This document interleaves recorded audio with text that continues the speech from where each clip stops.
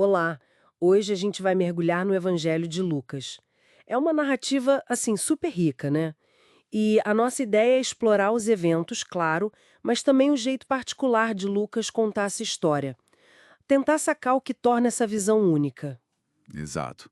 E é interessante que Lucas mesmo diz logo no comecinho que ele fez uma investigação cuidadosa, sabe?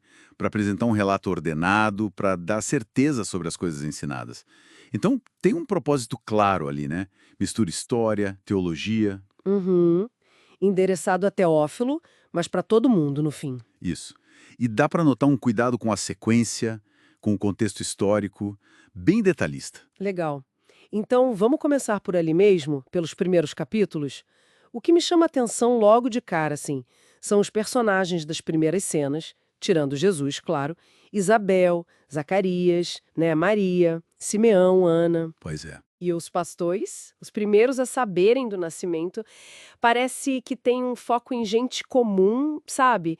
E também na força do Espírito Santo agindo antes mesmo de Jesus começar o ministério. Precisamente. Lucas dá um destaque grande para figuras que, talvez em outras narrativas, ficassem mais secundárias. Mulheres, idosos, gente humilde como os pastores que você mencionou. E sim, o Espírito Santo é central desde o início, na concepção do João Batista, de Jesus. E aqueles cânticos, o de Maria, o Magnificat e o de Zacarias, Exato. O Magnificat e o Benedictus estão cheios dessa inspiração divina, né? E celebram um Deus que olha para os humildes, que exalta os pequenos e derruba os poderosos do trono. É um tema que vai voltar várias vezes em Lucas. e essa atenção com quem está à margem continua, certo? Tô pensando agora no Sermão da Planície, que é a versão de Lucas para as bem-aventuranças. É muito direto. Bem-aventurados vocês, os pobres. Isso parece ter tudo a ver com aquele começo humilde lá em Belém, com os pastores. Sem dúvida, o Sermão da Planície é mais curto e tem uma pegada social mais forte, talvez, que o da montanha em Mateus.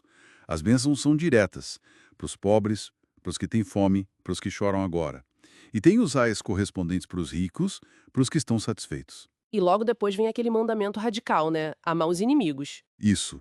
Lucas já estabelece ali bem cedo que o reino de Deus que Jesus anuncia vira de cabeça para baixo as expectativas do mundo, né? Falando nisso, em virar expectativas. Como é que as parábolas que só o Lucas tem entram nessa? Tipo, a do bom samaritano ou a do filho pródigo? Ah, essas são pérolas mesmo da narrativa de Lucas. O bom samaritano simplesmente explode a ideia de quem é o próximo, né? Coloca um estrangeiro, alguém desprezado, como exemplo de compaixão. Desafia totalmente a visão legalista da época.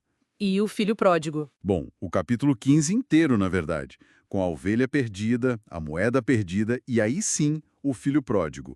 É a imagem de um Deus que tem uma alegria imensa em achar quem estava perdido, o pecador que se arrepende, muitas vezes para surpresa ou até escândalo dos justos, né? Como o irmão mais velho na parábola. Elas mostram demais essa misericórdia de Deus, essa busca ativa por quem tá fora. Isso leva a gente para aquela seção central do livro que chamam de relato da viagem, né? Jesus indo para Jerusalém.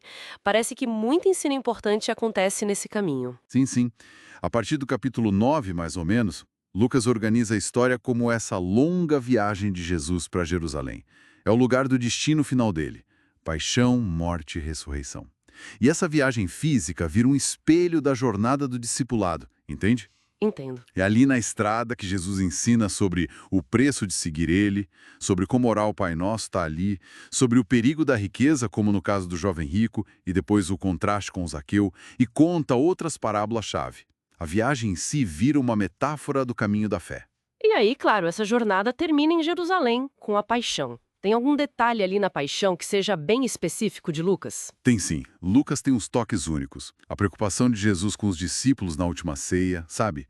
A cura da orelha do servo do sumo sacerdote quando ele é preso.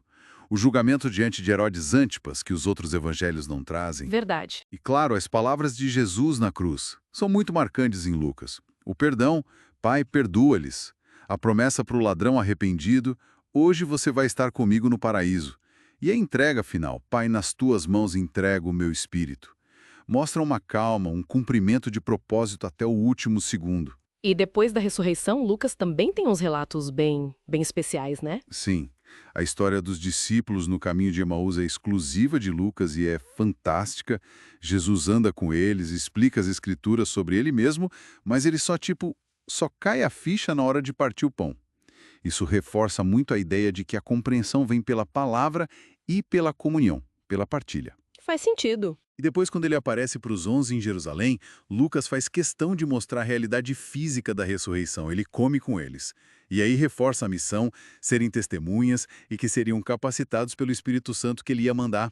Tudo isso antes da ascensão. Então, olhando para essa nossa exploração toda, qual seria, assim, um fio condutor principal que Lucas deixa pra gente? Olha, eu diria que Lucas apresenta a história de Jesus como o começo de algo maior, um movimento que continua.